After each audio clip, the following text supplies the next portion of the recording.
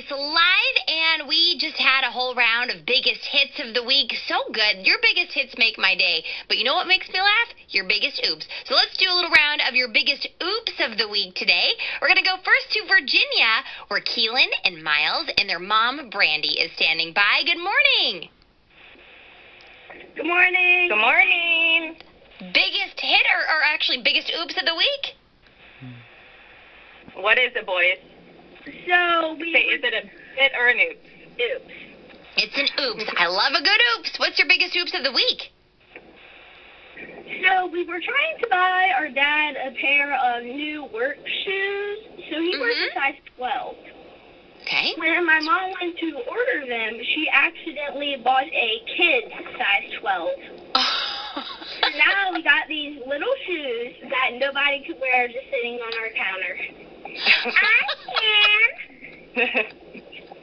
Miles is saying I was can. so excited.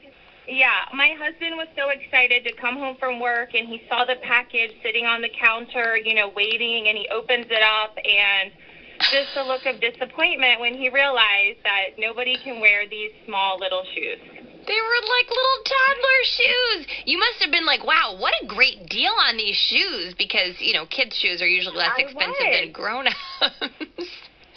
And they look exactly... So now I'm faced with a dilemma of, do I send them back and go through the hassle, or do I just keep them for somebody else? Oh, that's a good question. For me. Miles wants the shoes. Miles wants the baby shoes. Were they exactly the shoes? What was that? Well, Miles wears a size, 13 or a 1. So the 12, he squeezed his foot in there this morning just to prove to us that he could wear these shoes, but they definitely do not fit Miles. Here's what I'm thinking. I'm thinking you go through it's never as much hassle as you think it's going to be. I think you go through a little bit of hassle to return the shoes or exchange them for a size 1 for Miles. Miles really wants those shoes. I think he wants to look like his dad. I think he really does. And you know what? We actually talked about that this morning. I said maybe I will try to see if they have a size 1. Yeah, because otherwise Miles is going to be shoving his little feet into those tiny shoes, and no one's going to be happy because his feet are going to hurt. Oh, right. Boy, that is hilarious, though. That's a good story. So they looked exactly like the grown-up shoes that your husband wanted, but they were just little tiny kid versions. Correct. And he actually already has a pair of these shoes, and so I'm like, oh, here they are. We'll just get you another pair because your other ones are worn out. And I didn't notice the little K beside the 12. Did everyone have a good laugh? Yes, everybody did. There you go. You just turned that biggest oops into your biggest hit of the week. That's like a perfect full circle hit and oops right there. Brandy, Keelan, Miles, thank you all so much for calling. Have a great day today and go find some new shoes. We live and learn. Bye, buddies. Tori, you were also talking to Reagan off the air in New Jersey. Reagan had a biggest oops to share. What's the oops? Oh, boy, did she. Reagan called in to tell the story of how she accidentally punched her friend in the face. What? I know. Wait a minute. How often do you accidentally punch your friends in the face? That's exactly what I said. But listen to the story, and I think you'll understand why. Okay. Reagan and her friend Lily made up a game. They were playing this brand new game that they made up called Yeet Ball. Okay. Yeet Ball. You can probably already tell where this is going. The point of Yeet Ball is just to yeet a ball as hard as you possibly can away from you. Like, just really put your whole body into it, yeet that ball out of the schoolyard. Okay. Well, I guess Reagan's a little bit more powerful than she realized.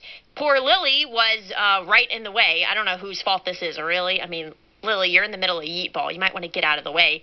So Reagan ended up yeeting the ball so hard, throwing the ball, that she ends up punching Lily in the face. And for some reason, Lily's mom also was there and saw the whole thing, but she wasn't even mad, and she was laughing. How dare you sneeze during the story? Ooh, that's my biggest hit of the week. I love sneezing. Sorry, go ahead. She yeeted the ball so hard that she ended up punching her friend Lily in the face in front of Lily's mom. Oh, no. So Lily's mom saw that it was an accident, though, right? Yes, and I will say this was not, a baseball would have been very dangerous. A softball would have been very dangerous. Luckily, it was only a dodgeball. Okay, she's lucky. Oh, boy. This is a game they made up.